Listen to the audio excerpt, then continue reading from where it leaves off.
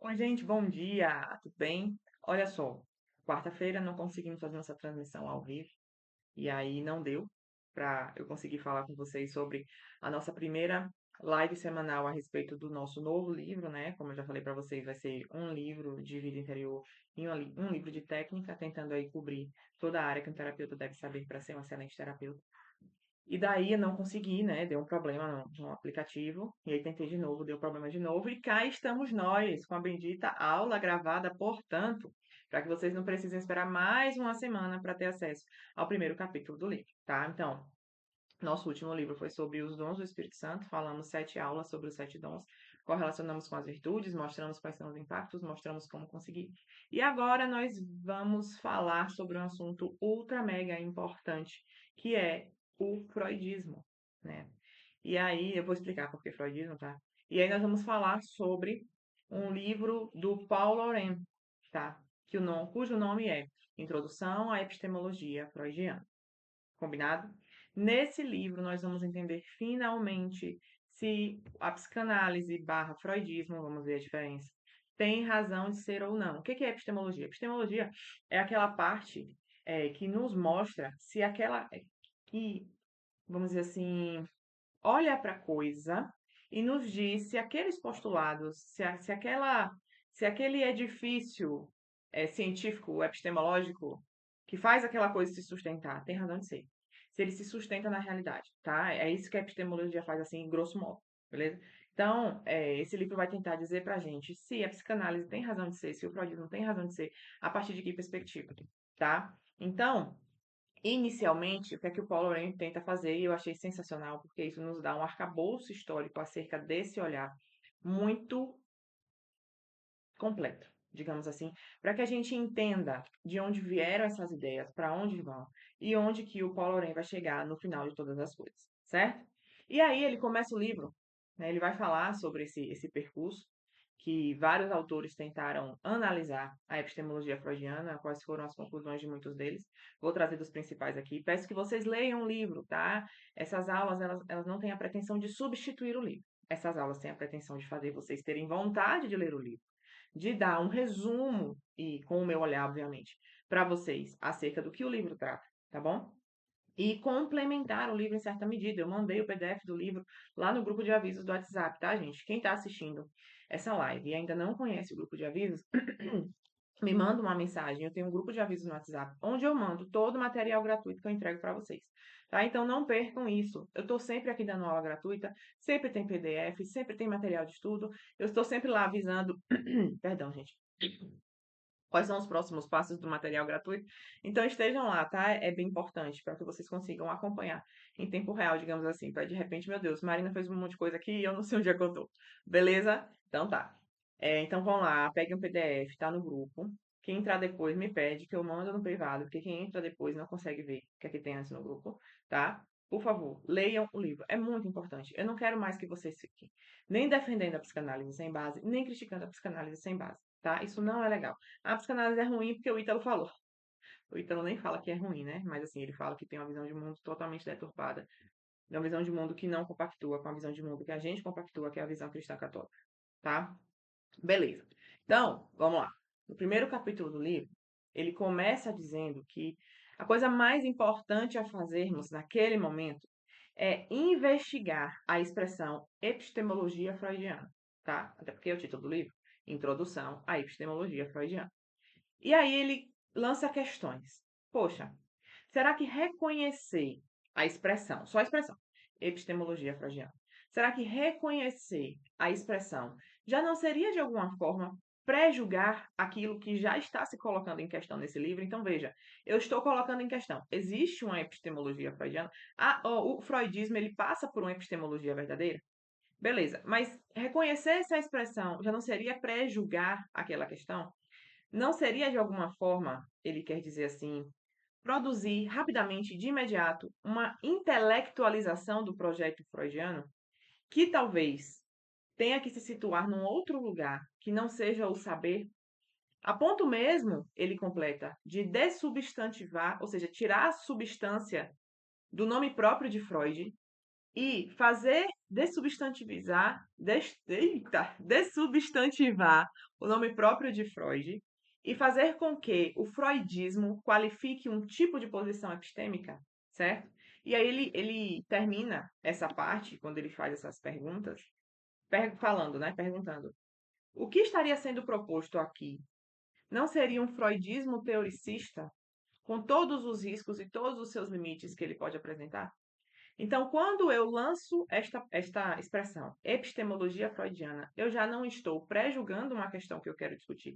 Eu já não estou, de alguma forma, deixando claro para o meu público que haveria um freudismo teoricista, e por teoricista a gente vai entender como é que isso acontece uma vez que algumas pessoas começaram a dividir a psicanálise, tá? Muitas pessoas tentam salvar a psicanálise, a gente vai ver aqui, tentando fazer da psicanálise uma não psicanálise, tentando colocar na psicanálise coisas que o próprio criador da psicanálise não colocou. Como inclusive se faz com o feminismo hoje, né? Então, muitas pessoas falam, olha, eu não acredito naquele feminismo, né, como outrora se pensou, como no início se pensou. Mas existem alguns ajustes que a gente pode fazer para salvar o feminismo. Mas olha só, gente, não dá para você se dizer pertencente a algo se você não compactua com os valores desse algo. Meu Deus do céu. Se você não compactua com os valores desse algo, você não é este algo, entende? Posso ser católica. Não, eu sou católica, mas eu não concordo com a abertura à vida. Porque para mim já é demais, né? Radicalismo sem necessidade. Então, eu sou católica, mas eu não compactuo, tá? Lá na minha cidade, tem católicos que são maçons. Na minha cidade não, né, gente? Todo lugar. Tô falando porque foi o exemplo que eu tive. E aí de quem disser para ele que católico não pode ser maçom, entende? Pode sim, porque eu sou. Como que católico não pode ser maçom se eu sou? Não, criatura, então, você está errado. Não, não tem problema nenhum.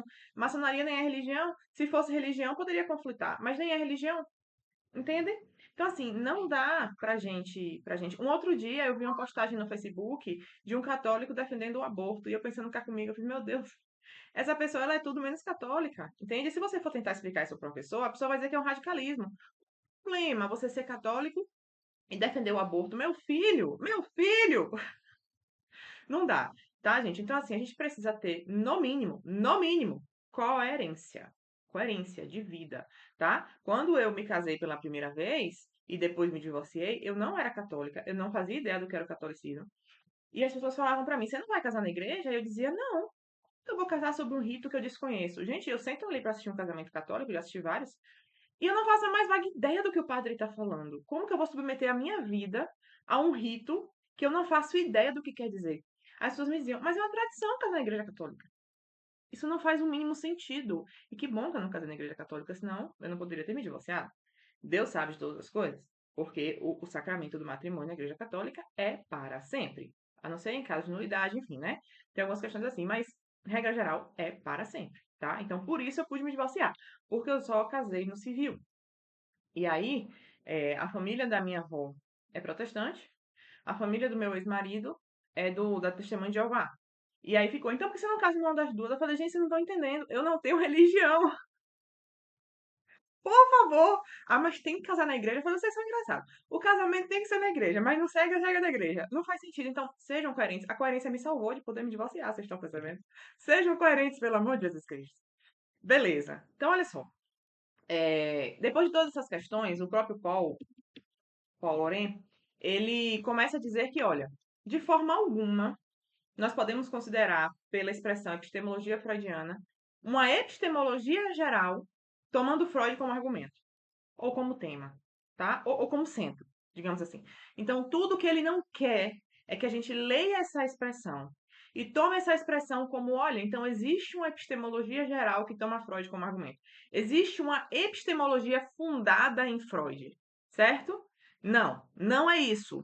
Gente, isso aqui é muito importante que vocês entendam, para que vocês consigam compreender e absorver toda a tônica do livro. O que interessa para este autor é o seguinte: passar o conhecimento freudiano pela peneira da epistemologia. O que ele quer fazer é isso. Existe uma epistemologia que vai nos conceder o aparato para verificar se algum tema tem condições de se sustentar na realidade, se tem condições de ser, tá?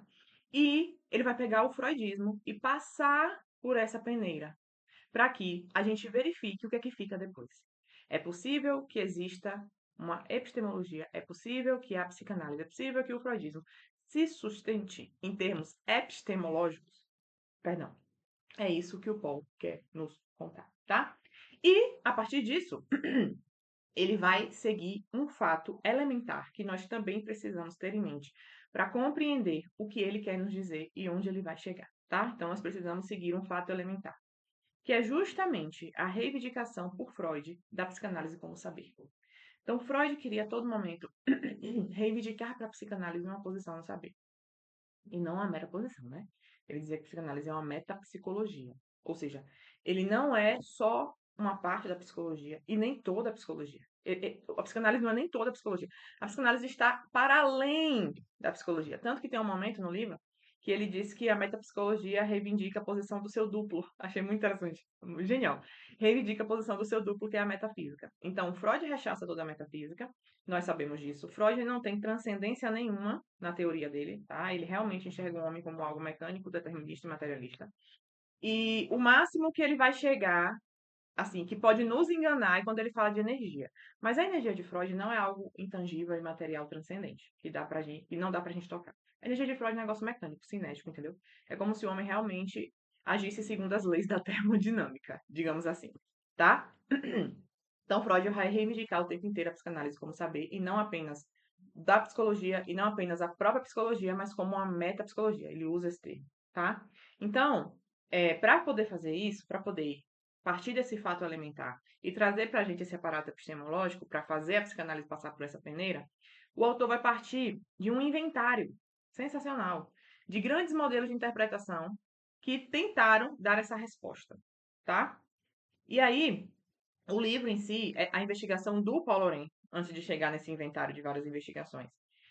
Ele vai passar por algumas partes. Primeiro, ele vai trazer os princípios básicos que Freud traz desde o início, ou seja, quais são as teses fundamentais que vão fundamentar o discurso de Freud sobre o saber, né? Sobre essa posição do freudismo no saber. E em seguida ele vai falar do conteúdo, tá? Então, primeiro as teses fundamentais que fundamentam, que Freud traz como fundamento, e em seguida o conteúdo. Beleza? Mas primeiro, um grande inventário sobre os autores que buscaram dar essa resposta. E é por aí que a gente vai começar, tá bom? Vejam. Nossa, minha garganta tá demais hoje.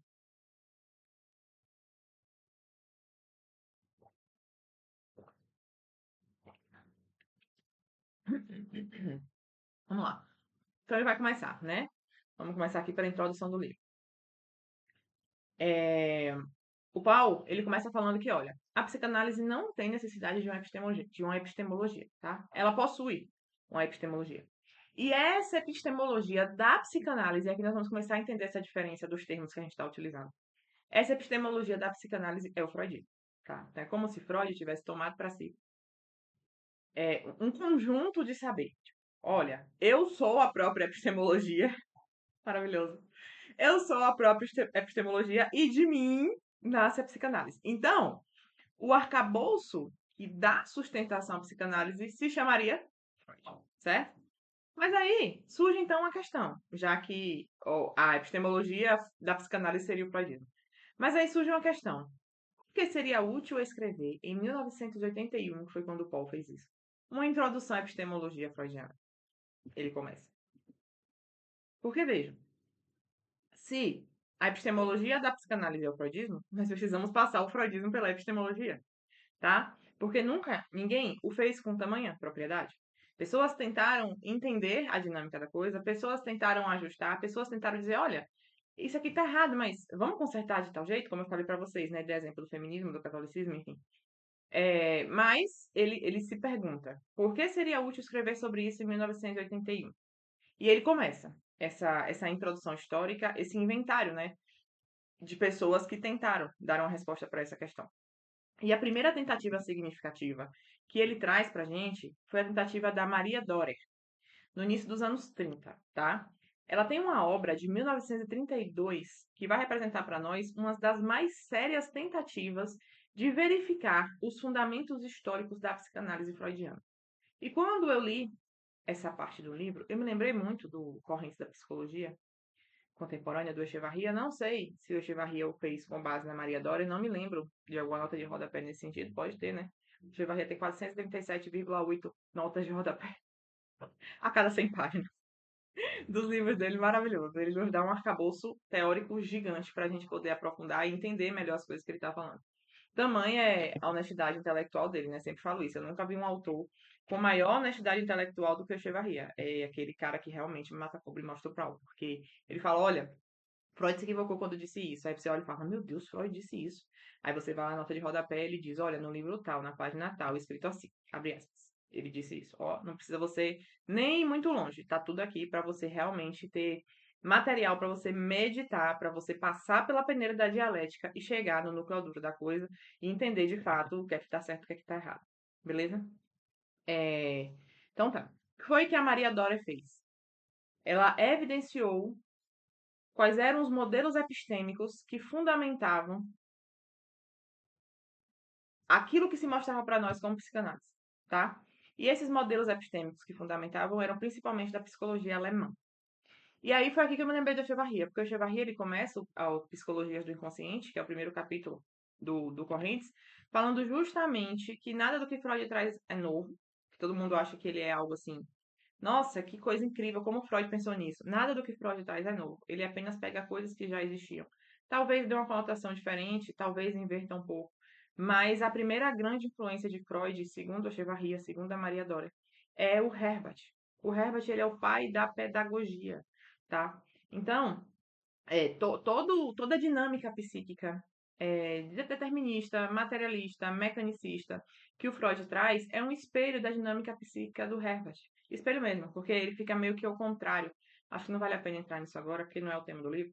Mas ele fica meio que ao contrário, tá? Ele inverte um pouco a lógica do Herbert, mas para fazer caber em termos psicológicos, beleza? Então, quando a Maria ela verifica que existe uma filiação concreta e notória da psicologia de Freud às coisas defendidas pelo Herbert, ela tem um mérito de inaugurar uma reflexão sistemática sobre a origem dos conceitos freudianos, tá? Numa época em que uma palavra que eu não sei pronunciar, um tá lá no livro. Vocês vão ver lá, é alemão, tá? Mas o que é que isso quer dizer? É como se fosse um conjunto ordenado de valores, um conjunto de concepções de natureza intuitiva que são anteriores à reflexão, tá? Numa época em que esse conjunto de sentimentos e concepções de natureza intuitiva anteriores à reflexão já eram evidentes. Então as pessoas já falavam que existe, eu acho que foi o próprio Herbert, e isso o Echevarria fala no Correntes. Eu acho que foi o próprio Herbert que fala assim: existem percepções imperceptíveis. Não lembro se foi ele, se foi alguém antes dele ainda. Porque às vezes as pessoas ainda remontam o Herbert ao Leibniz. Então, um deles falou que existem percepções imperceptíveis. E o que seria isso, se não inconsciente? Existem percepções imperceptíveis, entende? Então, o Freud ele olha para tudo isso, ele olha para concepções de natureza intuitiva anteriores à reflexão, que já eram discutidas na época lá na Alemanha, pega esse negócio e fixa a residência na psicanálise, certo? E aí o que é que a Maria faz? A Maria Dora faz? A Maria Dora finalmente desvenda a suposta originalidade freudiana. A Maria Dora chega pra gente e fala: olha, o Freud não é original em nada. E tem até uma pessoa que eu não lembro quem, que eu acho sensacional, que diz assim: olha, a psicanálise é a seguinte coisa: no que ela acerta não inova e no que inova está errada.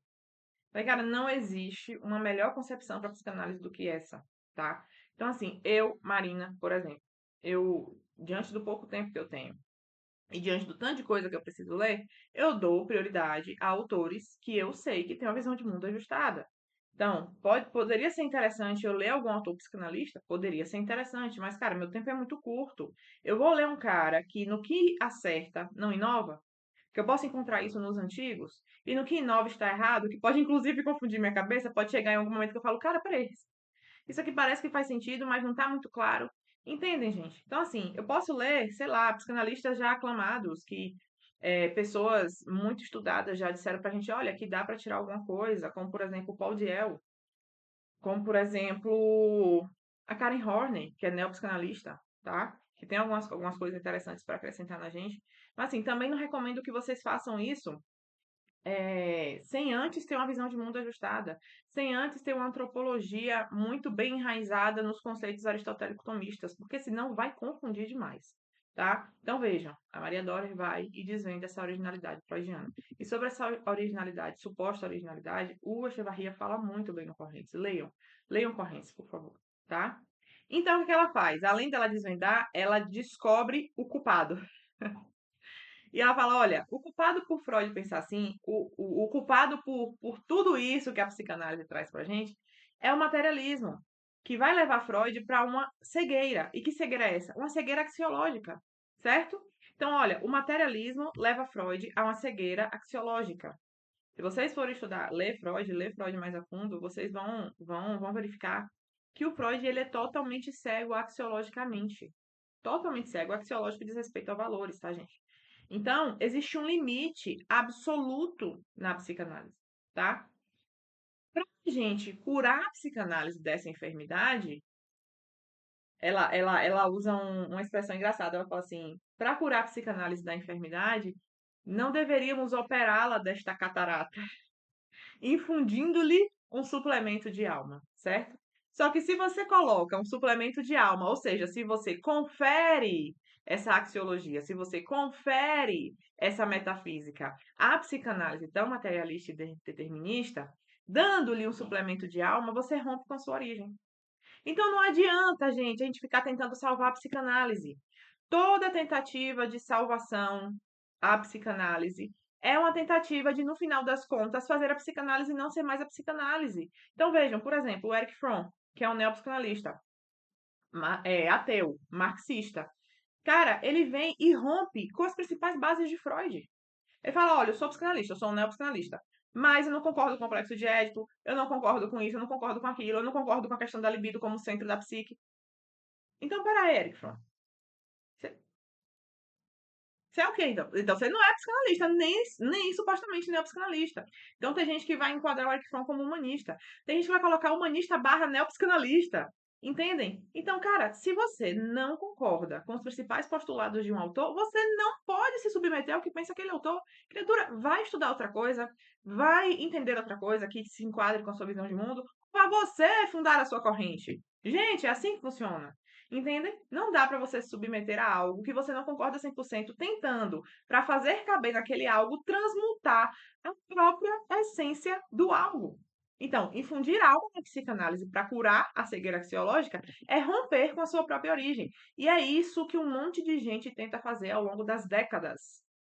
Um monte de gente ao longo das décadas tenta salvar a psicanálise dela mesma, transmutando a própria criatura. Não vai ser mais psicanálise, vai ser qualquer outro tipo de coisa que você quiser chamar. Mas psicanálise propriamente não vai ser. Beleza? Então, a conclusão que a Maria Dora chega é a seguinte: olha, a psicanálise freudiana não é e não poderia ser senão um novo avatar do Herbartismo, não é Herbartianismo, do Herbartismo lá de Herbart, o pai da psicopedagogia que eu falei para vocês, certo? Então, é, a identidade da psicanálise só pode ser recuperada para que ela seja melhor negada, tá? Essa é a conclusão que a Maria Dora chega. Então, é, o Herbert, ele dizia com muita precisão que entre as coisas contraditórias que a experiência nos apresenta está o ego. E que este ego é composto de multiplicidade de representações. Ele fala isso com essas palavras. Vocês vão ouvindo aí. Quem já estudou a psicanálise, não a psicanálise da faculdade, não a psicanálise que o professor ensinou para vocês, que às vezes nem ele leu Freud direito, mas a psicanálise que o Freud defende nos seus livros, por favor, vão na fonte. É muito importante que vocês vão na fonte. Na minha concepção, uma pessoa só poderia se prestar a ensinar psicanálise nas faculdades se ela tivesse lido Freud, lido as pessoas que defendem Freud e lido as pessoas que combatem Freud. E aí, depois de muito meditar, de muito ter uma experiência refletida na solidão, ela chegasse a alguma conclusão e pudesse ensinar. Mas agora eu queria perguntar para vocês se vocês conhecem algum professor, só um. Não precisa ter dois, não. Só um.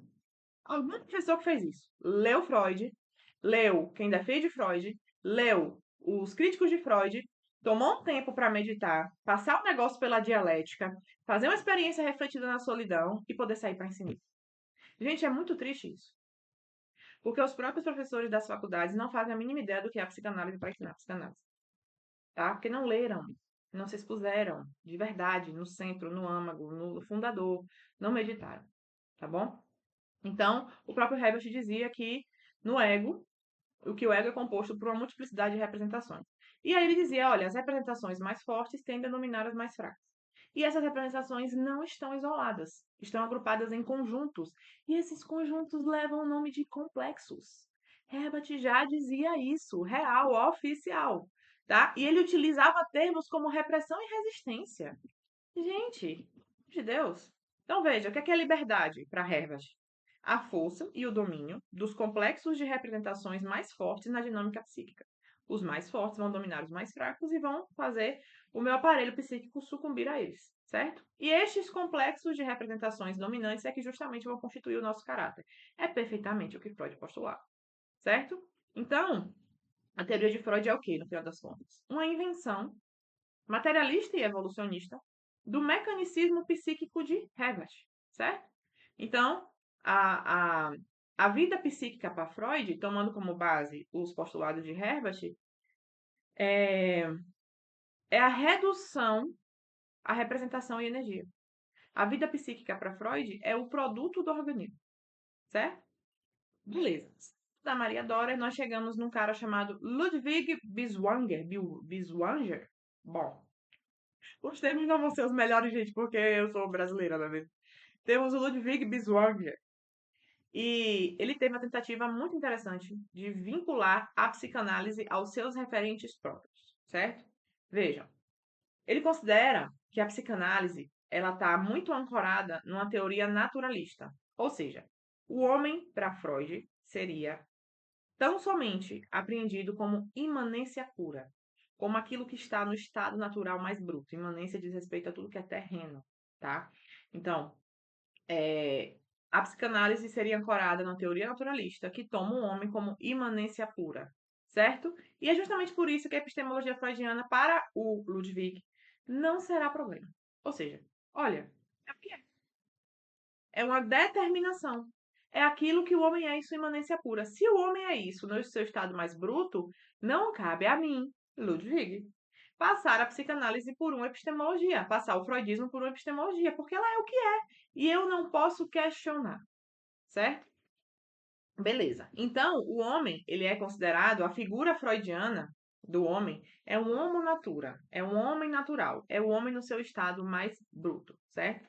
Só que aí chega um momento, gente, que esse naturalismo, ele acaba sendo algo como que uma restrição, tá? Porque muitas pessoas começam a perceber que quando você olha apenas para a característica naturalista, você acaba por se esquecer da dimensão existencial, certo?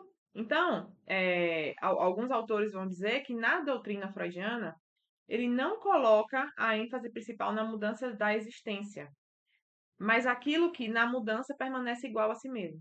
Então, ele vai esquecer-se da dimensão existencial e na sua doutrina ele só vai colocar ênfase aquilo que na mudança permanece igual. Ainda que com todas as contingências, ainda que com todas as mudanças, existe uma coisa para Freud, que é o centro da vida psíquica, que permanece igual, que é a pulsão, certo? Então vejam só, olha só. Para Freud, para o Ludwig, a psicanálise está fundada no naturalismo, que toma o homem como aquele estado bruto natural e que não pode nem ser questionado porque é o estado bruto natural. É o que é, beleza? Só que aí muitas pessoas começam a questionar que o Freud se esquece totalmente da dimensão existencial. Então vejam, diante dessa contradição, dessa dificuldade de conciliação entre o homo natura e a dimensão existencial, o que é que acontece com a psicanálise? A origem da psicanálise, que seria justamente a sua força, e eu falei para vocês que a Maria Dora falou: olha, se vocês quiserem infundir alma na psicanálise para fazer o Freud se curar da cegueira axiológica, vocês vão ter uma nova coisa que não pode se chamar de psicanálise, porque você vai de encontro à sua origem. Mesma coisa aqui. Então, a origem da psicanálise, que seria esse estado natural do homem, vai se voltar contra ele por conta da perspectiva existencial, certo? E aí vai acontecer o que se chamou de mutilação na objetividade. Justamente, gente, por conta da ambição de uma construção científica, certo? E aí, quando você mutila a objetividade, se ambicionando fazer uma construção científica, você destrói a historicidade. E aí o Freud ele acaba chegando num limite universal das ciências naturais em geral, que é justamente, olha só, eu achei essa parte do livro sensacional. Quando Freud chega nesse limite, que é o limite das ciências naturais, ele começa a reduzir o mundo a um fato desprovido de sentido. Vejam, o Ludwig falou, eu não tenho como questionar isso aqui, porque é o homem natura, é o homem no estado bruto. Ele reduz o mundo à pura imanência, ele fecha o mundo no que é meramente material, desprovido, portanto, de sentido, porque a palavra sentido em si já é absolutamente transcendente sentido. Ele reduz o mundo a um fato desprovido de sentido, para em seguida deixar que o homem explique subjetivamente esse fato que é artificialmente objetivo. Ou seja, para ficar bem claro, eu digo que é só imanência, eu digo que não tem sentido para que depois eu possa dizer qual é o sentido. Gente, presta atenção. Não é isso que Freud faz? De verdade. Ele reduz a pura imanência, ele diz que não tem sentido, ele diz que é mecânico, que é objetivo, que é determinista, que é materialista, mas ele vai lá explicar tudo pra gente. Gente, não tem sentido, mas agora deixa eu subjetivar a coisa. Deixa eu dizer pra vocês qual é o sentido. E você acredita. Porque, olha, ele já falou pra você que não tem sentido. Então, você acaba por desacreditar no que seus olhos veem. Olha, eu até achava que tinha, mas. Gente, eu fiz faculdade de Direito. E na faculdade de Direito eu peguei uma matéria de Psicologia Geral no primeiro semestre.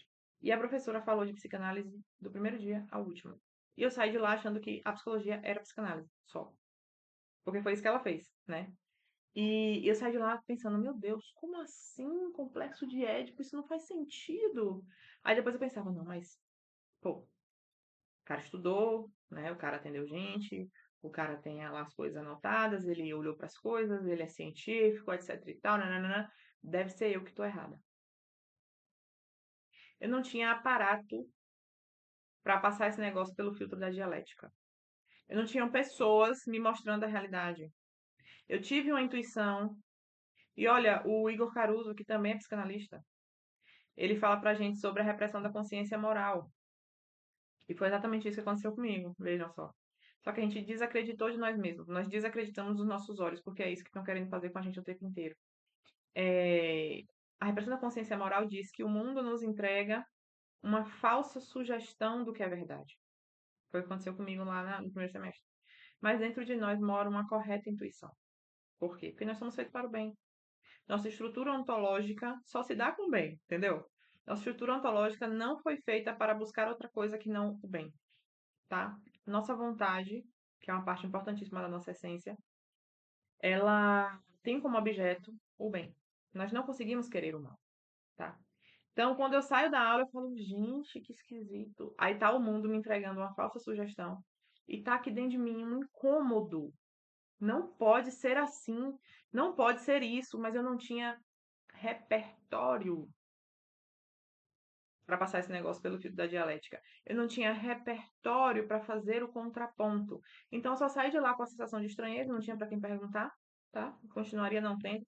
Caso hoje eu passasse por isso, na época eu não teria.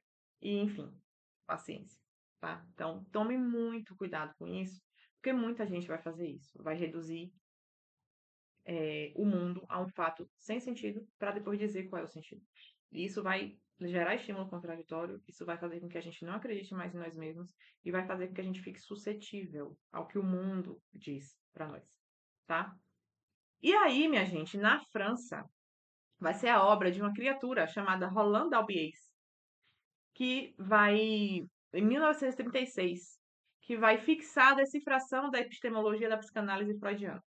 E ele diz, olha, a psicanálise freudiana é decididamente dualista. Nós precisamos, e o Echevarria também fala sobre isso, tá? No Correntes. Nós precisamos e devemos distinguir, dentro da psicanálise, o método da doutrina, certo? O método, ele vai manifestar para a gente, desde o início, uma impressão, as palavras são essas, confusa e decepcionante, tá? Então, o Roland Albiers, ele se decepciona com Freud depois de ler. Ele fala, nossa, Freud, existe um erro fundamental aqui na sua obra, ele pensa. Esse erro fundamental foi tomar seu sistema por um bloco e não separar claramente seu método e sua doutrina. Então, vejam, gente, olha só, falei para vocês, as pessoas ficam o tempo inteiro tentando salvar a psicanálise, ajustando seus erros ao seu bel prazer, ajustando seus erros ao seu albedrío. Beleza. Rolando Bias olha e fala: Freud, você tá confuso. Você me decepcionou. Você disse uma coisa, mas você queria dizer outra. Gente, pelo amor de Deus, quanta prepotência. Você disse uma coisa, mas você queria dizer outra, tá? Infelizmente, você não definiu claramente seu método e sua doutrina. Então, o que é que o Rolando Abreu vai dizer pra gente? Olha, como a doutrina freudiana está cheia de construções metafísicas e cheia de interpretações inverificáveis, infelizmente, esse conjunto de coisas vai acarretar em controvérsia sem saída. Então, o Rolando Abies leu Freud, verifica que dentro da doutrina freudiana existem controvérsias sem saída, e ele não para pensar que pode ser porque as controvérsias são sem saída mesmo. Não, claro que não. É porque o Freud ele não soube se expressar direito. Aí vem o Rolando Abies tentar consertar o negócio. Olha, é preciso de um método e é preciso de uma doutrina. A doutrina é ruim, mas o método é sensacional. Beleza? Então, além da Maria, Maria Dorer. Além da Maria Dorer e do Rolando Albies, o livro vai trazer outras considerações, como de um sujeito chamado Hippolyte e do Paul Ricoeur. Ai, gente, é muito nome. E do Paul Ricoeur, certo? E eu sugiro que vocês leiam com relação ao Hippolyte e ao Paul, para que vocês entendam como se deu essa evolução de tentativas de formular uma epistemologia do assunto, certo? E fazer com que finalmente a psicanálise tivesse sentido. Tá? Porque também, se eu ficar aqui trazendo as minúcias, a aula fica extensa demais, fica chato, enfim, eu acho que tem coisas que vocês precisam ler para poder, de fato, entender. Então, a partir desse arcabouço, a gente pode considerar que houve uma evolução nessa formulação da questão, tá? E tem até uma passagem de um livro do Paul chamado Conflito das Interpretações, em que ele fala assim, é algo como que ele quisesse dizer a seguinte coisa: olha, essa epistemologia psicanalítica é uma tarefa urgente. Nós não podemos mais nos contentar, como acontecia 20 anos atrás, em distinguir o método de doutrina, que era o que o Rolando Abies fazia. E ele prossegue: a metapsicologia é a doutrina. Olha a metapsicologia. Mas a doutrina, enquanto torna possível a constituição do objeto, certo? Ou seja, a doutrina é método. E a psicanálise ela não constitui uma ciência do homem, mas uma notificação do fato freudiano. Gente, isso aqui é muito sensacional. A psicanálise não constitui uma ciência do homem, diz o Paul Ricoeur, mas é apenas uma notificação do fato freudiano. Gente, sério, repara, respira, reflete. A psicanálise não constitui uma ciência do homem. Ou seja, a psicanálise ela não está descrevendo o homem real. Não dá para você confiar na psicanálise quando se trata do homem. A psicanálise é tão somente uma notificação do fato freudiano. Freud está te notificando aquelas coisas que ele enxergou. Ele! Entendeu? É por isso que o Ítalo fala que a psicanálise é um lindo edifício, é um lindo edifício teórico ficcional. Foi dele que eu lembrei quando eu li isso. A psicanálise, quem vai dizer que Freud é burro? Freud não é burro, Freud é um gênio. Mas olha, ele tava falando de tudo, menos do homem. Então a psicanálise é um lindo edifício teórico ficcional. Ou seja, a psicanálise é uma notificação do fato freudiano. Então aqui, ó. Foi isso que o Freud enxergou. Sobre o quê? Cara, qualquer coisa menos o homem. Beleza? Então vejam, esse foi o percurso, né, que o livro traz acerca das evoluções, das tentativas, digamos assim, de alguns pensadores, de alguns filósofos, de conseguir, de fato, construir uma epistemologia freudiana. E aí nós chegamos a esse ponto, né, de verificar que, através do Paul Ricoeur, que a psicanálise não constitui uma ciência do homem. E a partir disso, na próxima aula, nós vamos começar a analisar a questão que o autor se coloca para responder à luz de tudo quanto a gente já falou, tá? E para começar, o próximo capítulo se chama Os Fundamentos Epistemológicos do Freud. Beleza? Estejam comigo na próxima semana. Me contem aqui nos comentários o que é que vocês acharam. Se isso aqui foi de alguma valia, porque Para mim foi demais quando eu li pela primeira vez. E acaba que todo esse assunto ele vai nos ajudando não apenas a enxergar melhor os próprios postulados do Freud, mas a enxergar melhor também e principalmente a realidade e começar a fazer o que o professor Olavo nos pedia com grande fervor. E o que eu vejo o Melk pedir pra gente na mesma linha com grande fervor. Acreditem no que os olhos de vocês veem. De verdade. Nós temos uma inteligência e ela está aqui dentro. Dentro de mim, dentro de vocês. A gente não precisa fazer um esforço ativo para ela funcionar. Ela está aí, tá? A gente precisa tirar as amarras. A gente precisa tirar os enganos, tá? A gente precisa deixar ela funcionar e acreditar no que ela entrega pra gente. Infelizmente, todo o sistema educacional hoje faz o contrário. O sistema educacional não quer produzir pessoas livres. O sistema educacional quer produzir pessoas dentro de caixas. A gente precisa sair dessas caixas, tá? E eu acho que esse livro faz isso de uma forma sensacional. Então é isso. Um beijo e até quarta que vem, às 14 horas, ao vivo, se o YouTube quiser. Tchau, tchau, gente.